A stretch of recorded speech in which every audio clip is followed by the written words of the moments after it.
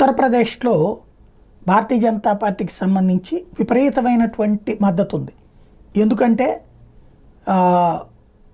ఏది అప్పట్లో 74 ఆ తర్వాత 68 ఈ స్టేజ్లో వచ్చినటువంటి సీట్లు అక్కడ యోగి ఆదిత్యనాథ్ లేకపోతే తమ పరిస్థితి ఏంటని భయపడుతున్నారు హిందువులు. అదే సమయంలో యోగి ఆదిత్యనాథ్ వచ్చాక ప్రశాంతంగా ఊపిరి పీల్చుకుంటున్నది యువత.